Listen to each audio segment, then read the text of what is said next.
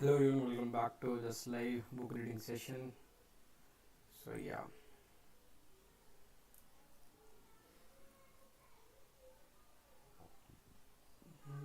now we will be starting this reading session. Okay, alright. So the chapter 2 of the subtle art of not giving a fuck. So yeah, happiness is a problem. About 2500 years ago in the Himalayan foothills of present day Nepal, there lived in a great palace a king who was going to have a son. For his son, the king had a particularly grand idea. He would make the child's life perfect. The child would never know a moment of suffering. Every need, every desire would be accounted for at all times. The king built high walls around the palace that prevented the prince from knowing the outside world. He spoiled the child, lavishing him with food and gifts, surrounding him with servants who catered to his every whim. And just as planned, the child grew up ignorant of the routine cruelties of human existence. All of the prince's childhood went on like this, but despite the endless luxury and opulence, opulence meaning,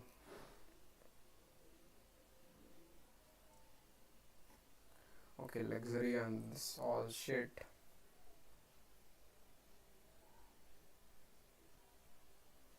the prince became kind of a pissed off young man. Soon, every experience felt empty and valueless. The problem was that no matter what him, it never seemed enough, never meant anything. So late one night, the prince snuck out of the palace to see what was beyond its walls. He had a servant driven through the local village, and what he saw horrified him. For the first time in his life, the prince saw human suffering. He saw sick people, old people, homeless people, people in pain, even people dying. The prince returned to the palace and found himself in a sort of existential crisis. Not knowing how to process what he had seen, he got all emo about everything and complained a lot.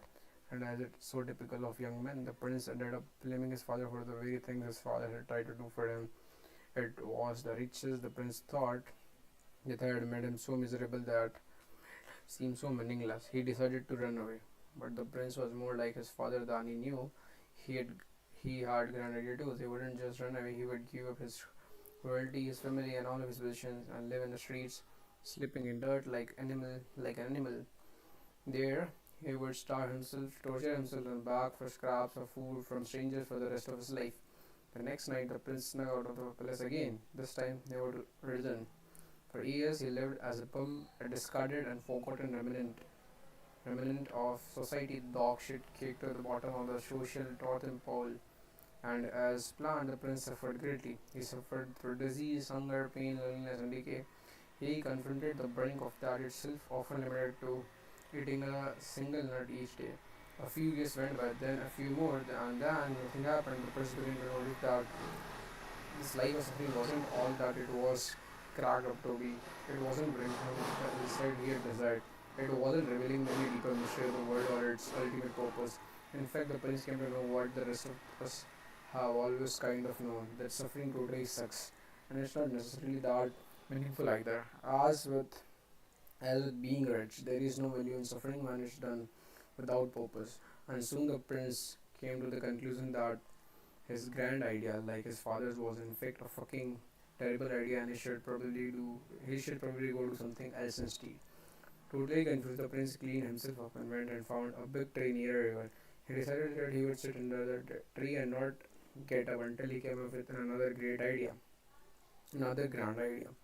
As the legend goes, the confused prince sat, sat under that tree for 49 days. We won't delve into biological viability of sitting in the same spot for 49 days, but let's just say that in that time the prince came to a number of profound realizations. One of those realizations was this, that life itself is a form of suffering. The rich suffer because of their riches, the poor suffer because of their poverty, people without a family suffer because they have no family, people with a family suffer because of their family, people who pursue worldly pleasure suffer because of their worldly pleasure, people who abstain from worldly pleasure suffer because of their obsession.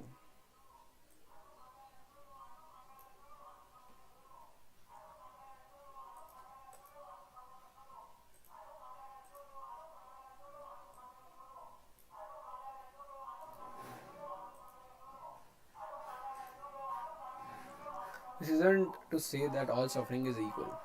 Some suffering is certainly more painful than other suffering, but we all must suffer nonetheless. Years later, the prince would build his own philosophy and share it with the world, and this would be the first and central tenet that pain and loss are inevitable and we should let go of trying to resist them. The prince would later become known as a Buddha, and in case you haven't heard of him, he was kind of a big deal.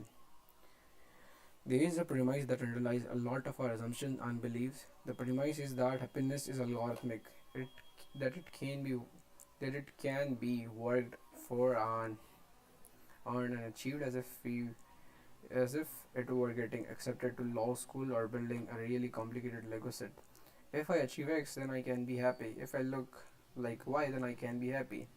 If I can be with a person like Z, then I can be happy. This premise, though, is the problem. Happiness is not a solvable equation. Dissatisfaction and ease are inherent parts of human nature, and we will see necessary components to creating consistent happiness. The Buddha argued this form of a theological and philosophical perspective. I will make the same argument in this chapter, but I will make it from a biological perspective and with pandas.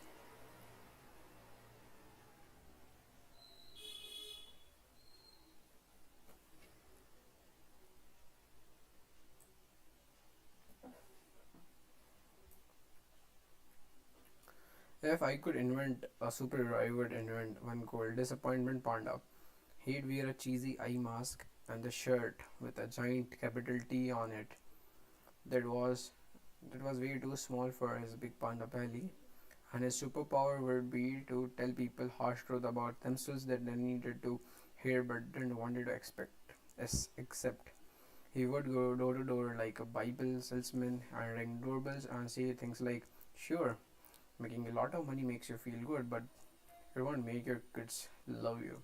Or if you have to ask yourself if you trust your wife and then you probably don't, or what you consider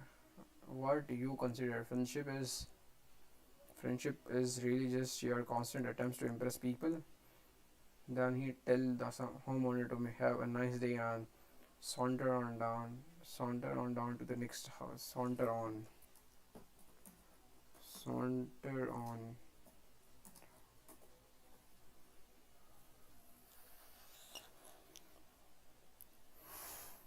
to walk slowly. Okay, it would be awesome and sick and sad and uplifting and necessary. After all, the greatest truths in life are usually the most unpleasant to hear. Disappointment. Panda would be the hero that none of us would want, but all of us would need. He'd be the proverbial vegetables to our mental light of junk food. Yeah, he would make our lives better despite making us feel worse. He would make us stronger by tearing us down, brighten our future by showing us the darkness. Listening to him Listening to him would be like watching a movie where the hero dies in the end and you love it even more despite making you feel horrible because it feels real. So while we were here, allow me to put you on my disappointment panda mask and drop another unpleasant truth on you. We suffer we suffer for the simple reason that suffering is biologically useful. It is nature's preferred agent for inspiring change. We have evolved to always live with a certain degree of dissatisfaction and insecurity because it's the mildly mildly dissatisfied and insecure creature that's going to do the most work to innovate and survive. We are wired to become dissatisfied with whatever we have and satisfied by only what we do not have. We are wired to become dissatisfied. And this constant dissatisfaction has kept our species fighting and striving, building and conquering. So, no, our own pain and misery aren't a bug of human evolution, they are a feature. Pain in all of its forms is our body's most effective means of spreading actions. Take something as simple as stubbing your toe. If you are like me, when you stub your toe, you scream enough four-letter words to make Pope Francis cry. You also probably blame some poor inanimate object for your suffering, stubbing toe, STU, stubbing toe,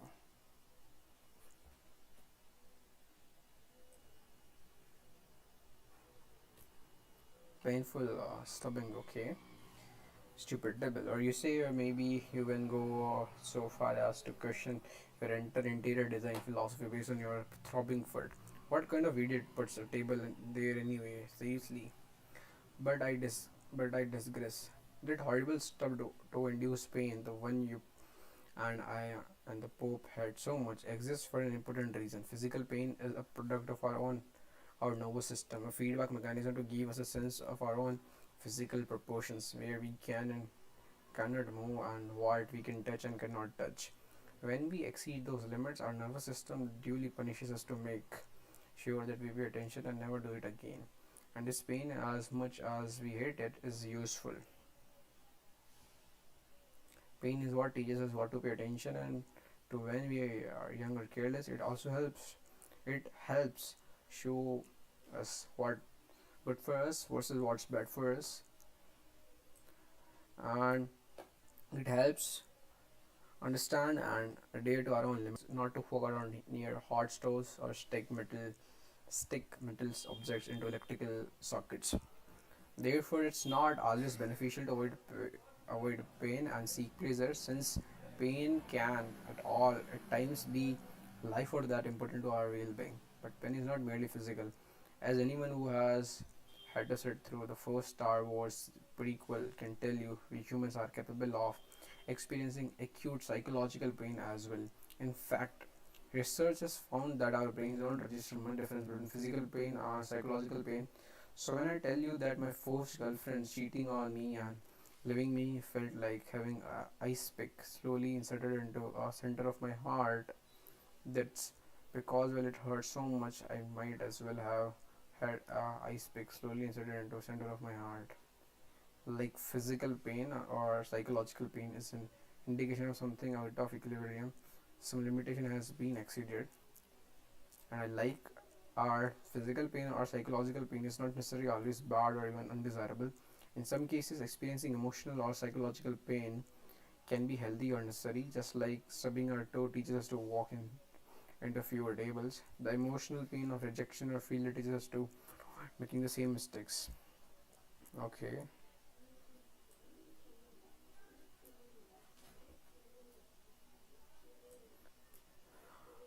okay, so yeah.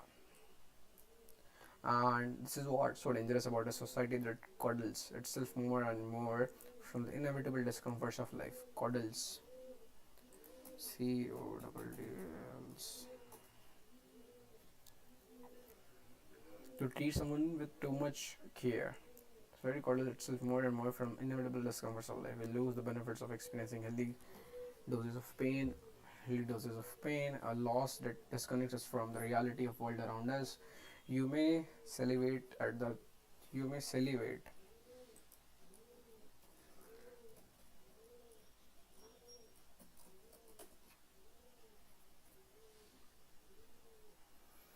to produce saliva at the thought of a problem free, full of everlasting happiness and eternal compassion. But back here on earth, the problems never cease. Seriously, problems don't end. Disappointment Panda just dropped by. We had margaritas and he told me all about it. Problems never fucking go away. He said they just improve. Warren Buffett got money problems. They're drunk hobo down at but money problems. Buffett just got better money problems than the hobo. All of his life is like this. Life is essentially an endless series of problems. Mark, the ponder, told me. He snipped his drink and adjusted the little pink umbrella. The solution to one problem is merely the creation of the next one. Okay, a moment passed and then I wondered where the fuck the talking panda came from. And while we are at it, who made these margaritas? Don't hope for a life without problems. Don't hope there is no such thing. Instead, hope instead hope for a life full of good problems. And with that, he set his glass down, adjusted his sombrero, and sauntered off into the sunset.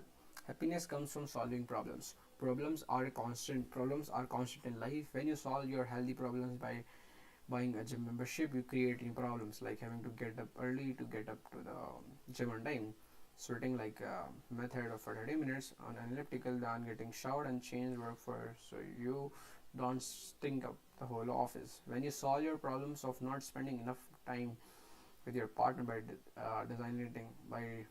designing or designating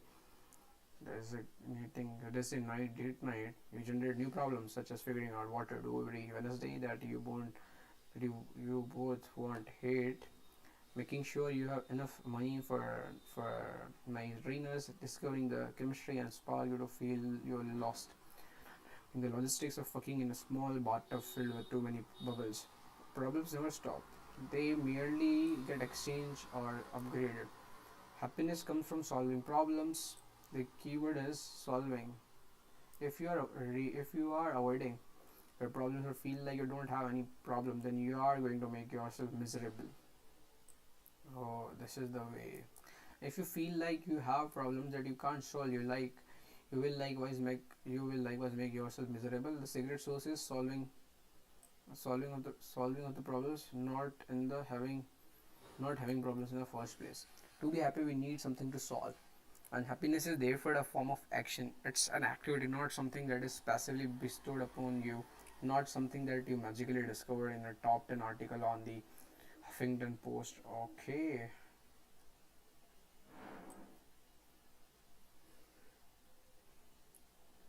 Or post or from any specific guru or teacher. It doesn't magically appear when you finally make enough money or to get an extra room to the house. You don't find it waiting for you in a place, an idea, a job, or even a book for that matter.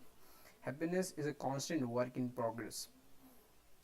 Because solving problem is a constant work in progress, solutions to today's problem will lay the foundation to tomorrow's problem, and so on. True happiness occurs only when you find the problem and you enjoy you enjoy having and enjoy solving. Sometimes those problems are simple: eating good food, traveling to some new places, winning at new video games you just bought. Other times those problems are abstract and complicated: fixing your relationships with your mother, finding a career you can feel good about that, developing better friendships. Whatever your problems are, the concept is the same: solve problems, be happy. Unfortunately, for many people, life doesn't feel like that simple. That's because they fuck things up in the least one of the two ways: denial or victim mentality. Some people deny that their problems exist in the first place, and because they deny reality, they must constantly delude or distract themselves from reality. This may make feel good in the short term, but it leads to a life of insecurity, neurotism, and emotional repression. Some people some people choose to believe that there is nothing they can do to solve their problems, even when they in fact could. Victims seek to blame others for their problems or blame outside circumstances. This may make them feel better in the short term, but it leads to a life of anger, helplessness, and despair. People deny and blame others for their problems for the simple reason that it's easy and feels good. While solving problem is hard and often feels bad, forms of blame and denial gives a quick high.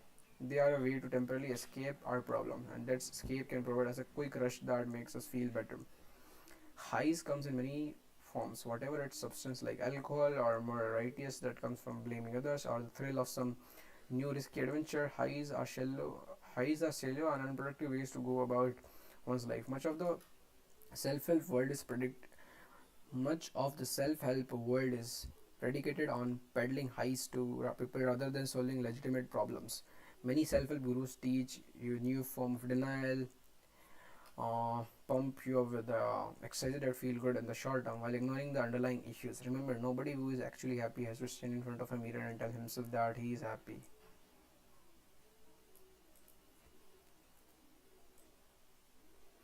Highs also generate addiction. The more you rely on them to feel better about your underlying problems, and the more you will seek them out. And in sense, almost anything can become addictive depending on the motivation behind using it. We all have our chosen methods to numb the pain of our problems, and in moderate doses, there is nothing wrong with this. But longer we avoid, the longer we numb, and the more painful it will be when we finally do confront our issues. Emotions are overrated. Emotions evolved for one specific purpose: to help us live and reproduce a little bit better. That's it. And they are feedback mechanism telling us that something is either likely right or likely wrong for us, nothing more or less. Much as the pain of touching a hot stove teaches you not to touch it again, the sadness of being alone teaches you not to do things that made you feel so alone again. Emotions are simply biological signals designed to nudge you in a direction of beneficial change. Look, I don't mean to make light of your midlife crisis, or the fact that your drunk dad stole your bike when you were 8 years old and you still haven't gotten over it. But when it comes down to it, if you feel crappy, it's because your brain is telling you that there is a problem that unaddressed or unresolved. In other words, negative emotions are a call to action. In other words, negative emotions are a call to action. When you feel them, it's because you're supposed to do something. And positive emotions, on the other hand, are rewards for taking the proper actions. When you feel them, life seems simple and there is nothing else to do but enjoy it. Then, like everything else, the positive emotions go away because some problems inevitably emerge. Emotions are a part of equation of our lives, but not the entire equation. Just because something feels good doesn't mean that it is good. Just because something feels bad doesn't mean that it is bad. Emotions are merely signpost suggestions that our neurobiology uses, not commandments. Therefore, we should not always trust our own emotions. In fact, I believe we should make a habit of questioning them. Okay. Many people are taught to repress their emotions for various personal, social, or cultural reasons, particularly negative emotions.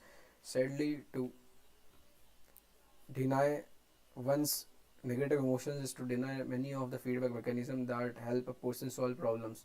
As a result, many of these repressed individuals struggle to deal with problems throughout their lives, and if they can't solve problems, they can't be happy. Remember, pain serves a purpose.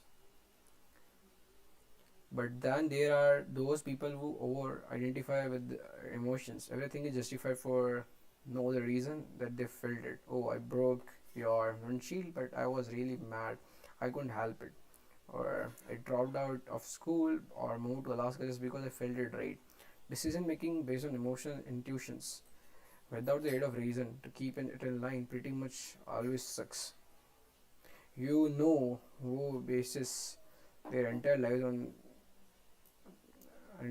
on their emotions. 3-year-old kids and dogs. What else 3-year-old and dogs do? Shit on the carpet. An obsession and overinvestment in emotions fail us for simple reasons that emotion never last. Whatever makes us happy will no longer makes us happy tomorrow because our biology always needs something more.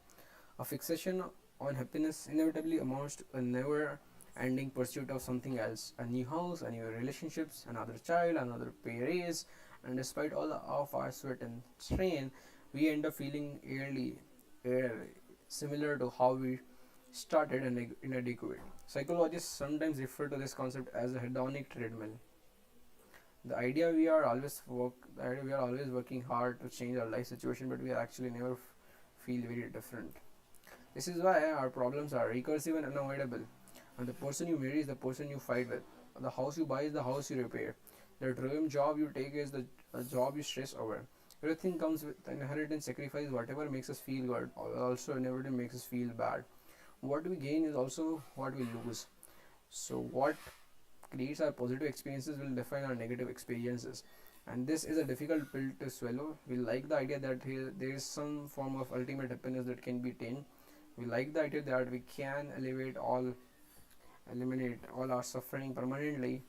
We like the idea that we can fulfill and satisfied with our lives forever, but we cannot. Oh, nice.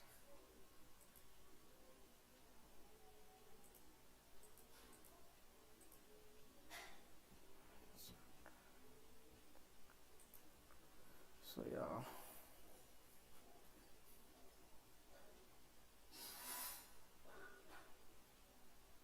please don't take any actions. Please don't take any actions. just because of your emotions.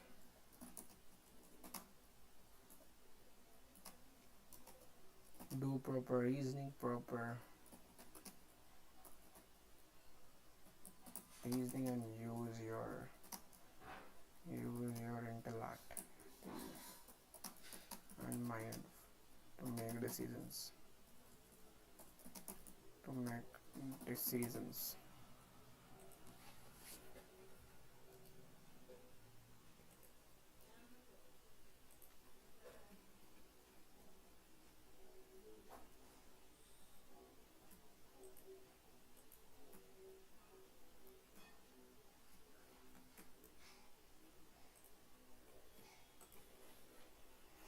Okay, choose your struggle. If I ask you, what do you want your out of your life, and you say something like, I want to be happy and have a great family and a job I like, your response is so common and unexpected it doesn't really mean anything. I have the same response. What do you want out of your life? Everybody enjoys what feels good. Everyone wants to live a carefree, happy, and easy life, to fall in love and have amazing sex and relationships, to look perfect and make money and be popular and well respected and admired and a total bowler to the point that people part like the Red Sea when they walk into the room. Everybody wants that. It's easy to want that. A more interesting question is the question that most people have never considered. What pain do you want in your life? What are you willing to struggle for? Because it seems to be the determinant of how your lives turn out.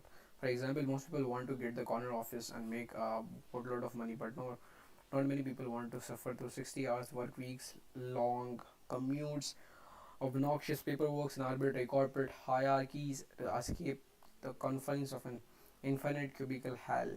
Most people want to have great sex and an awesome relationship, but not everyone is willing to go through the tough conversations, the awkward silence, the hurt feelings, and emotional psychodrama to get there. And so do and so they settle and wonder, what if, for years and years, until the question moves to what if and into what else. And when the lawyer go home and the alimony check is in the mail, they say, what for? If not for their lower standard and expectations 20 years prior, and what for? Because happiness requires struggle and it grows from problems. Joy doesn't just sprout out of the ground like daisies and rainbows. Real, serious, lifelong fulfillment and meaning have to be earned through the choosing and managing of our struggles. Whether you suffer from anxiety or loneliness or obsessive compulsive disorder or a dickhead boss who ruins half of your waking hours every day, the solution lies in the acceptance and active engagement of that negative experiences, not the avoidance of it. It's not the salvation of it. People want an amazing physique, but you don't end up with one unless you legitimately appreciate the pain and physical stress that come with living inside a gym for hour upon hour. Unless you love calculating and calibrating the food you eat, planning your life out in a tiny plate-sized portions. People want to start their own business, but you don't end up a successful entrepreneur unless you find a way to appreciate the risk, the uncertainty, the repeated failure, the insane hours devoted to something that may earn absolutely nothing. People want a partner, a spouse, but you don't end up attracting something amazing without appreciating the emotional turbulence that comes with withering rejections. Building the sexual tension that never gets released and staring blankly at the phone that never rings. It's a part of the game of love. You can't win if you don't play. What determines your success isn't what you do want to enjoy. The relevant question is, what pain do you want to sustain? The the path to happiness is the path full of shit heaps and shame. You have to choose something. You can't have a pain-free life. It can't all be roses and unicorn all the time. Pleasure is the easy question, and pretty much all of us have a similar answer. The most interesting question is the pain. What is the pain that you want to sustain? That's the hard question that matters. The question that will actually get you somewhere. It's the question that you can change a perspective, a life. It what makes me and you. It what defines us and separate us from and ultimately bring us together. For most of any adolescence and young adulthood, I fantasize about being a musician, a rock star. In particular, any badass guitar song I heard, I would always close my eyes and myself upon the stage, playing it to the screams of the crowd, people absolutely losing their minds to my sweet finger noodling glory. This fantasy could keep me occupied for hours on end. For me, it was never a question of what if I'd ever be playing in front of screaming crowds, but when I had it all planned out, I was simply building my time before I could invest the proper amount of energy and effort into getting out there and making my mark. First, I needed to finish school, then I needed to make some extra money to buy gear, then I needed to find enough free time to practice, and I had to work and plan my first project done, and then nothing. Despite my fantasizing about this for over half my lifetime, the reality never came to fruition, and it took me a long time and a lot of struggle to finally figure out why I don't actually want it. Okay, I was in love with the result, the image of me on stage, people cheering, me rocking out, pouring my heart into what I was planning, but I wasn't in love with the process, and because of that, I failed it. Repeatedly hell. I didn't even try hard enough to fail at it. I hardly tried hard at all. The daily drudgery of practicing, the logistic of finding a group and rehearsing, the pain of finding gigs and actually getting people to show up and give a shit, the broken strings, the blown tube amp holding 40 pounds of gear to and from rehearsals with no car. It's a mountain of dream and a mile high climb to the top. And what it took me a long time to discover that I didn't like to climb much. I just like to imagine the summit.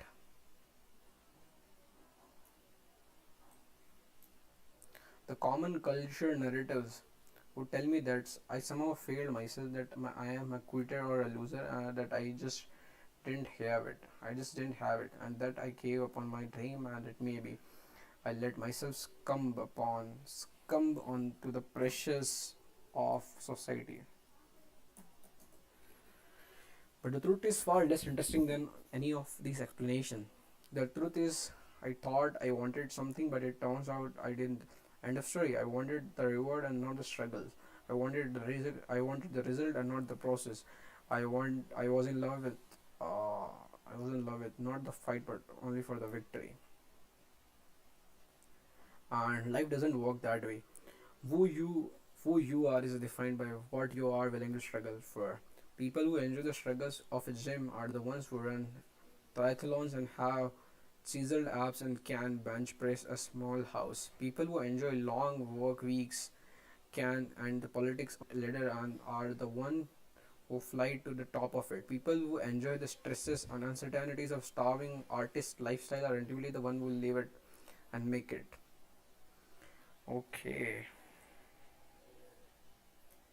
This is not about willpower or grit. It is another. This is not another admonishment of no pain, no gain. This is the most simple and the basic component of life. Our struggle determines our successes. Our problems birth our happiness along with slightly better, slightly upgraded problems. See, it's a never-ending upward spiral, and if you think that any point you are allowed to stop climbing, I'm afraid you are missing the point because the joy is in the climb itself. Yeah, got it. Now, you are not so special. I once knew a guy. Okay, so we learned a lot from this chapter, right? I think the main concept of this chapter is you have to take actions and you have to accept your failures and you have to solve your problems. You don't have to just be sitting in the corner and don't and you say to yourself that I don't have any problems. You have to solve your problems, right? So yeah, that's the main concept or the main idea. So you have to struggle to means you have to solve the problems because happiness lies in solving the problem. Happiness lies in solving the problem. Happiness not lies in achieving the achievement or achieving at the top. So happiness lies in solving the problem. And please do not ever solve or And struggles, there are struggles while you solve the problems, there are many difficulties while you solve the problems. So please be ready and always climb the ladder, right? Don't stop it. We are not special. I once knew a guy, we call him Jimmy. Jimmy always had serious business ventures going. On any given day, if you ask him what he was doing, he'd rattle off the name of some firm he was consulting with, or he'd describe a promising medical app he was looking for angel investor to fund, or he'd talk about some charity event he was supposed to be the keynote speaker for, or how he had an idea for a more efficient type of gas pump that was going to make him billions. The guy was always rolling, always on, and if you gave him an inch of conversational daylight, he'd pulverize you about how world spinning his work was, how brilliant his latest ideas were, and he'd name stop. He would drop so much it felt like you were talking to a tabloid reporter. Pulverize. Pulverize.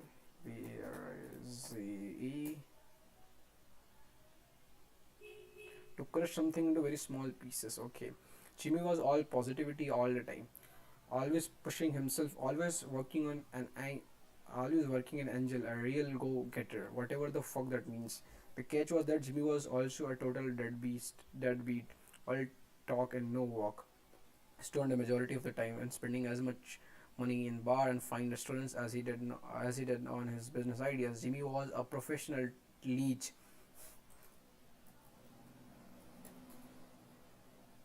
living off his family's hard-won money by spending them as well as everybody else in the city on false ideas of future tag glory. Sure, sometimes he'd put in some token effort or pick up the phone and cold call some big wig and name drop until he ran out of names. But nothing ever actually happened. None of these ventures ever blossomed into anything. A small blood-sucking worm parasite. Yet the guy kept Yet the guy kept his up for years, living of grandfathers and more distant relatives, well into his late 20s. And most screwed up part was that Jimmy felt good about it. He had a delusional level of self-confidence. People who laughed at him or hung up on him were in his mind missing the opportunity of their lives. People who called him out on his bogus business idea were too ignorant and inexperienced to understand his genius. People who pointed out his deadbeat lifestyle were jealous, and they were haters who envied his success. Jimmy did make some money, although it was usually through the sketchiest of means, like selling another person's business idea as his own, or finagling a loan from someone, or was talking someone into giving him equity in startup. He actually occasionally talked people into paying himself to do some public speaking about what I can't even imagine. The worst part, the worst part was that Jimmy believed his own bullshit. His delusion was so bulletproof. It was honestly hard to get mad at him. It was actually kind of amazing. Sometime in 1960s, developing high self-esteem, having positive thoughts, and feeling about oneself became all the rage in psychology. Research found that people who thought highly about themselves generally perform better and cause fewer problems. Many researchers and policymakers at the time came to believe that raising a population's self esteem could lead to some tangible social benefits: lower crimes, better academic records, greater employment, lower budget deficits. As a result, beginning in the next decade in 1970s, self esteem practices began to be taught to parents, emphasized by therapists, politicians, and teachers, and instituted into educational policy. Grade inflation, for example, was implemented to make low achieving kids feel better about their lack of achievement. Participation awards and bogus trophies were invented for any number of mundane and expected activities. Kids were given inane homework assignments like writing down all the reasons why they thought they were special, or the five things they liked most about themselves. Pastors and ministers told their congre- congrega- congregations that they were each uniquely special in God's eye and were destined to excel and not to be average. Business and motivation seminars cropped up, chanting the same paradoxical mantra: every single one of us can be exceptional and massively successful. But it's generation later, the data is in. We are not all exceptional. It turns out that Merely feeling good about yourself doesn't really mean anything unless about you have a good reason to feel about yourselves. It turns out that adversity and failure are actually useful and even necessary for developing strong mindset and adults. Firstly, Indian meaning.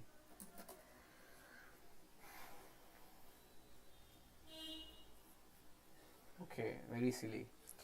Now, it turns out that teaching people to believe that they are exceptional and to feel good about themselves, no matter what doesn't lead to population full of Bill Gates and Martin Luther Kings. It leads to a population full of Jimmys.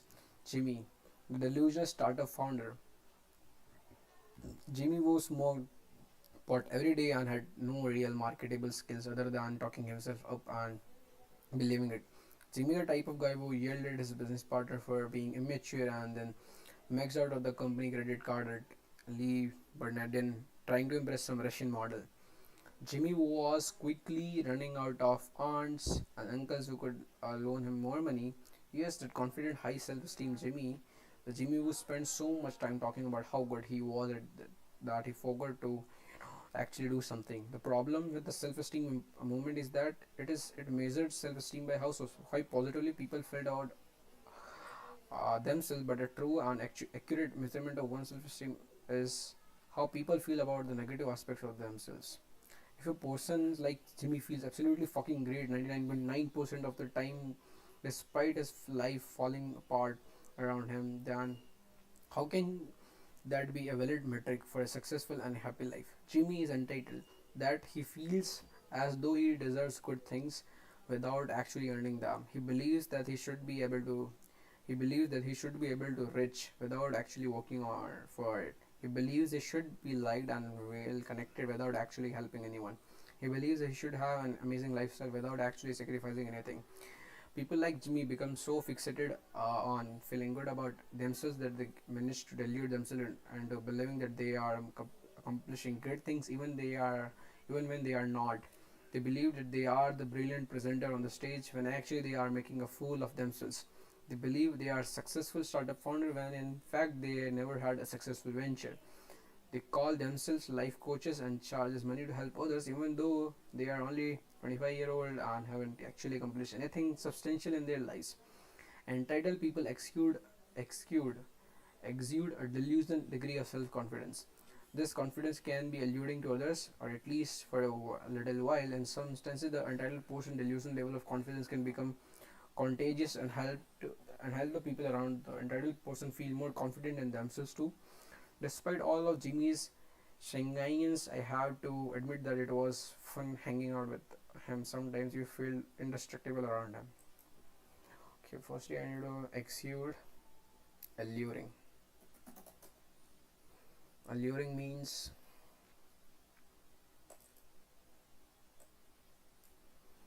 very attractive. In some instances, solution level became contagious as very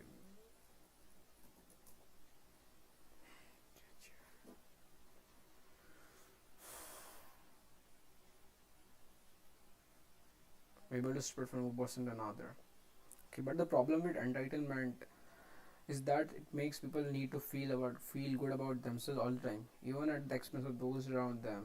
And because entitled people always need to feel good about themselves, they end up spending most of their time thinking about themselves. After all, it takes a lot of energy and work to convince yourself that your shit doesn't sink, especially when you are actually being living in a toilet.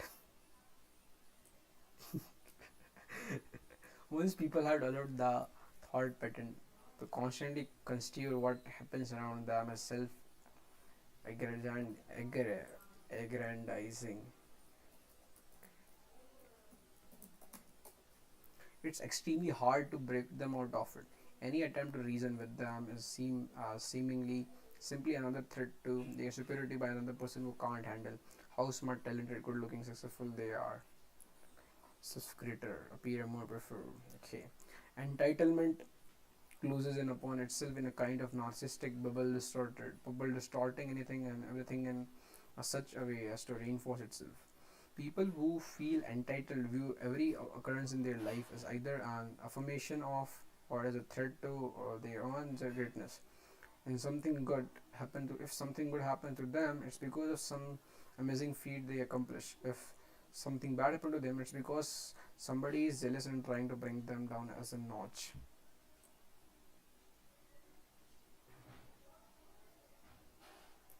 Entitlement is impervious. People who are entitled delude themselves into whatever feeds their sense of something to pass through. Impenetrable. So superiority, whatever feeds their sense of superiority, they keep their mental facade standing at all costs, even if sometimes requires being physically or emotionally abusive to those around them. But entitlement is a failed strategy. It's just another high. It's not happiness. And the true measurement of self-worth is not how a person feels about her positive experience, but rather how she feels about her negative experiences. A person like Jimmy hides from his problems by making imagined success for a return. And because he can't face his problems, no matter how good he feels about himself, as he is weak. A person who actually has a high self-worth is able to look at the negative part of his character frankly. Yes, sometimes I am irresponsible with money. Yes, I exaggerate my own successes. Yesly, I rely too much on others to support me and should be more self-reliant, and they act to improve upon them. But entitled people, because they are incapable of acknowledging their own problems openly and honestly, they are incapable of improving their lives in a lasting and meaningful way. They are left chasing high and high and accumulate greater and greater level of denial. But eventually, reality must hit, and the underlying problems will once again them make themselves clear. It's just a question of when and how painful it will be. Things fall apart. I sat in my 9 a.m. biology class, arms cradling my head on my desk, cradling,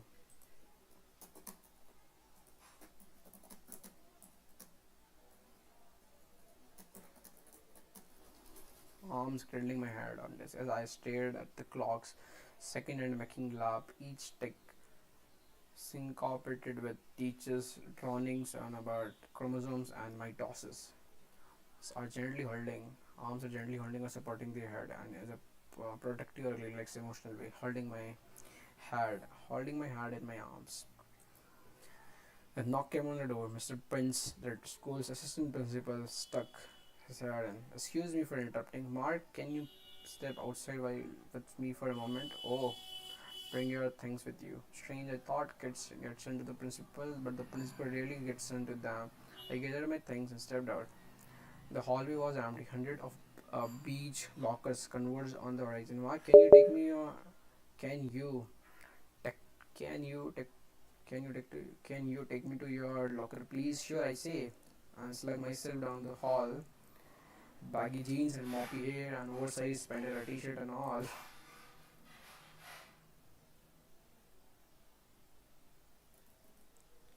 Slug. We get to my locker. Open it, please, Mr. Prince says. So do I do. He steps in front of me and gathers my card, my gym bag, and my backpack. All of the lockers contain minus a few notebooks and pencils. He started walking away. Come with me, please, he says without looking back. I started to get an uneasy feeling. I follow him to his office, where he asks me to sit down. He closes the door and locks it. He goes over to the window and adjusts the blinds to block the view from outside. My palm begin to sweat. This is not a normal principal visit. Mr. Principal sits down and quietly rummages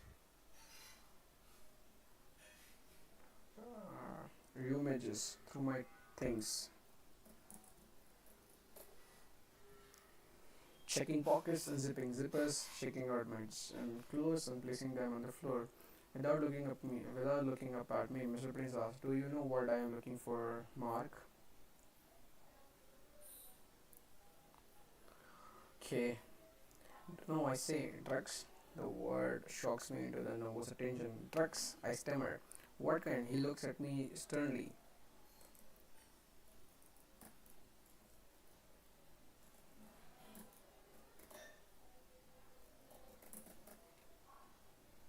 Stammer. Speak. Looks at me sternly. To see straight away. Okay. I don't know what kind do you have. He opens one of my binders and checks the small pocket means for me for pants. My sweat blossoms like a fungal growth. It spreads from my palms to my arms and now my neck. My temples pulsated as blood flows my brain and face. Like most 13-year-olds, freshly accused of possessing narcotics and bringing them to school, I want to run away and hide. I don't know what you're talking about. I protest. The words sounding for far meeker than I like. I feel as I should be sounding confident in myself right now, or maybe not. Maybe I should be scared. Do liars sound more scared or confident? Because however they sound, I want to sound the opposite. Instead, my lack of confidence compounds unconfidence about my sounding unconfident, making me more unconfident. That fucking feedback loop from Hal. We'll see about that. He says, turning his attention to my backpack, which seemingly has 100 pockets. Each is rebel with his own silly teen digital colored pants, old notes, pass in class, early 90s. CDs with cracked cases, dried up markers, and old sketch pad with half its pages missing, dust and lint and crap accumulating during a meddlingly circuitous middle school existence. My sweat must be pumping at the speed of light because time extends itself and dilates, such that what is more, mere second on that second period biology clock now feels like paleolithic eons, and I am growing up and dying every minute. Just me and Mr. Prince and my bottomless backpack. Somewhere around the Mesolithic age, Mr. Prince finishes searching the backpack. Having found nothing, he seems flustered. He seems flustered. He turns the pack upside down and lets all of crap crash into his office floor. He now sweating as profusely as I am. Expect in place of my tear, there is anger. No drugs today, ah? He tries to sound causal. No, so do I. He spreads my stuff out, separating each item and coagulating them into little piles beside my gym gear. My coat and backpack now lie empty and lifeless on his lap. He sighs and stares at the wall, like most 13-year-old logs. Loud in office with a man angrily throwing their shit all over the floor. I want to cry. Mr. Prince scans the contents organized on the floor. Nothing illicit or illegal or narcotics, not even anything against a school policy. He sighs and then throws the coat and backpack on the floor too. He bends over and puts his elbow on his sneeze, making his face level with mine. Mark, I am going to give you one last chance to be honest with me. If this will turn out much better for you. If it turns out you are lying, then it's going to be much worse. As if into a gulp. Now, tell me the truth, Mr. Prince demands. Did you bring drugs to the school today? Fighting back tears, screams clawing at my throat, I stare my tormentor in the face. Tormentor. And a pleading voice dying to be relieved and offers adolescent or I say no, I don't have any drugs. I have no idea what you're talking about. It's okay. He says signaling surrender. I guess you can collect your things and go. He takes he takes one last longing gaze at my deflated backpack, lying like a broken promise there on his office floor. He casually put one foot down on the backpack, stomping lightly, last ditch effort. I anxiously wait for him to get up and leave so I can get on my life and forget this whole nightmare. But this foot stops or something. What is this? He asks, tapping with the foot. What is this? What is what? I say, there's still something in here. He picks up the bag and starts feeling around the bottom of it. For me, the room gets fuzzy. Everything goes wobbly. When I was young, I was smart, I was friendly, but I was also a shithead. I mean that in most loving way possible. I was rebellious, uh, lying little shithead, angry and full of resentment. When I was 12, I hacked my house security system with refrigerators, magnets, so I do sneak out undetected in the middle of the night.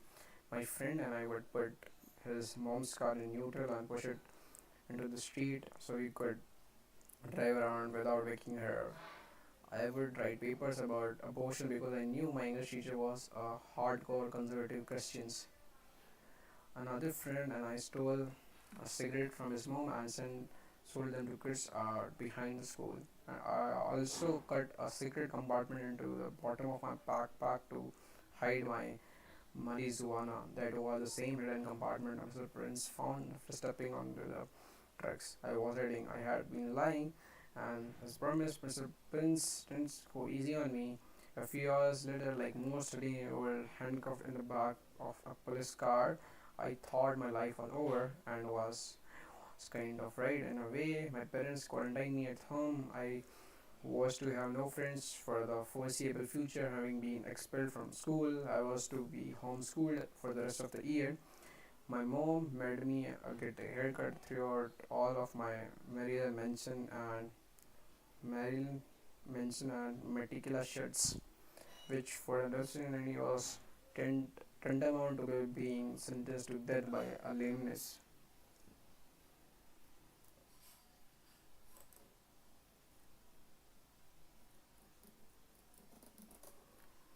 My dad dragged me to his office with him in the morning and made me file up papers for hours to read and hours on end. Once homeschooling was over, I was enrolled in a small private Christian school where, and this may surprise you, I didn't exactly fit in. And just when I had finally accepted,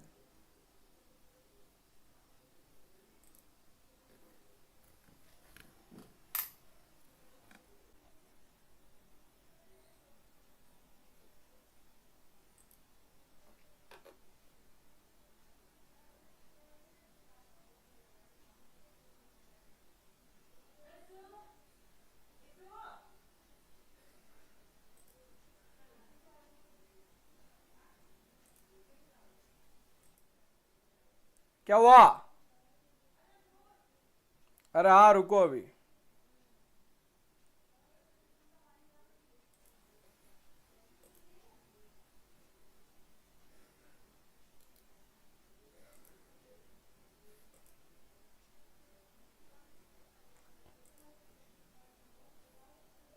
And just when I okay.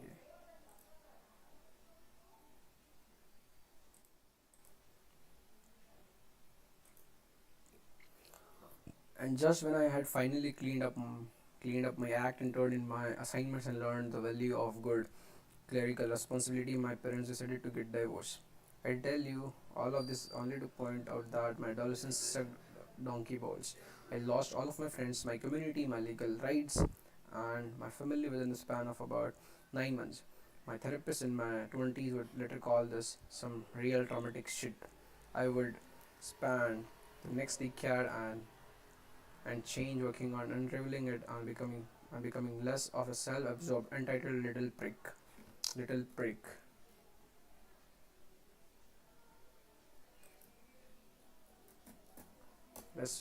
prick.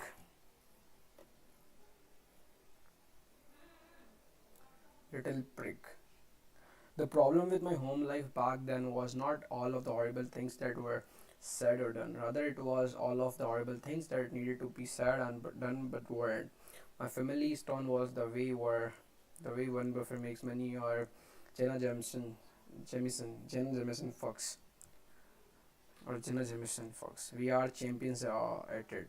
The house could have been burning down around us, and it would have been, oh, everything is fine. A tad worn and here perhaps, but really everything's fine.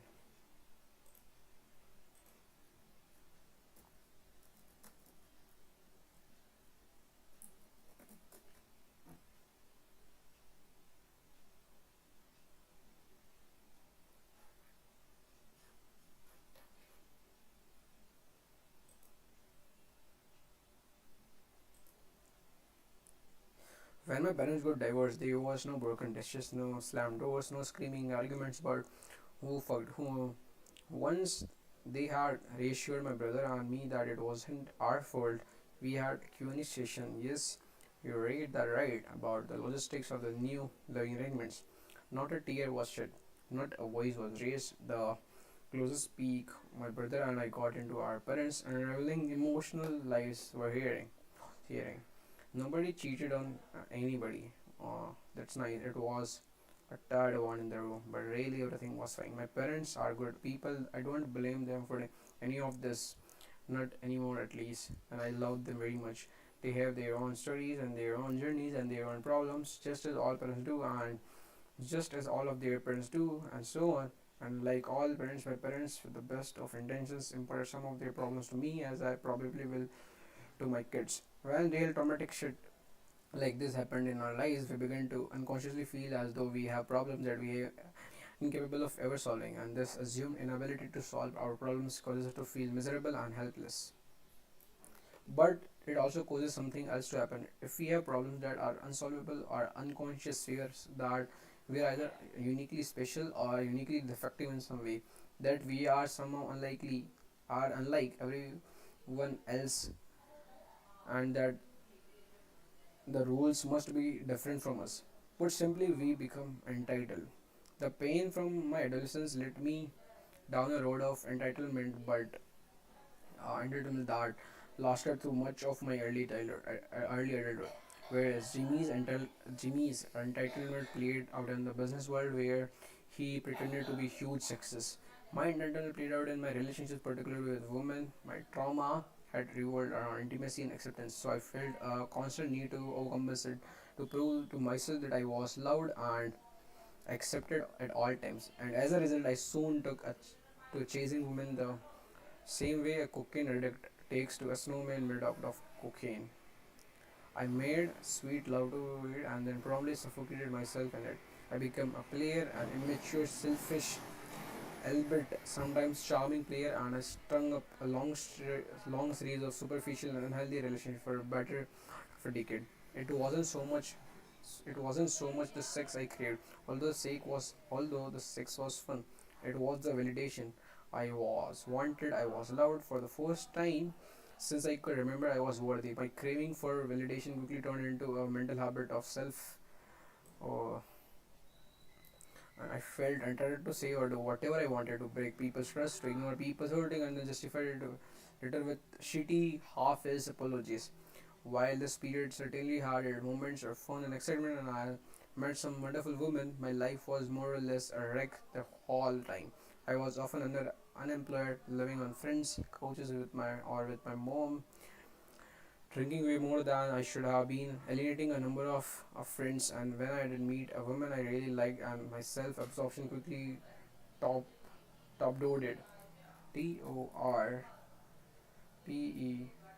TORPED, top-loaded. The deeper the pain, the more helpless we feel. Top-load means to attract or destroy something using a torpedo. The deeper the pain, the more helpless we feel against our problems, and the more entitlement we adopt to compensate for those problems. This entitlement plays out in one of the two ways. I am awesome, and the rest of you all suck, so I deserve special treatment. I am suck, I suck, and the rest of you are all awesome, so I deserve special treatment. Opposite mindset on the opposite mindset on the outside, but the same selfish creamy core in the middle. In fact, you will often see entitled people flip back and forth between the two. Either they are on the top of the world or world is on the top of them, depending on the day of the week. How well they are doing with their particular addiction at that moment. Most people correctly identify a person like Jimmy as a raging narcissistic asshat because he's pretty blatant in his delusionally high self-regard. What most people don't correctly identify as entitlement are those people who perpetually feel as though they are inferior and unworthy of the world, because const- construing everything in life so as to make oneself out to be constantly victimized requires just as much selfishness as the opposite. It takes just as much energy and delusional self-aggrandizement to maintain the belief that one has insurmountable problems, so that one has no problem at all.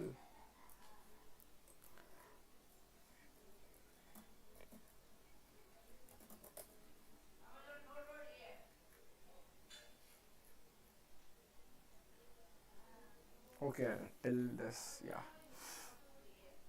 I think I need to break the stream.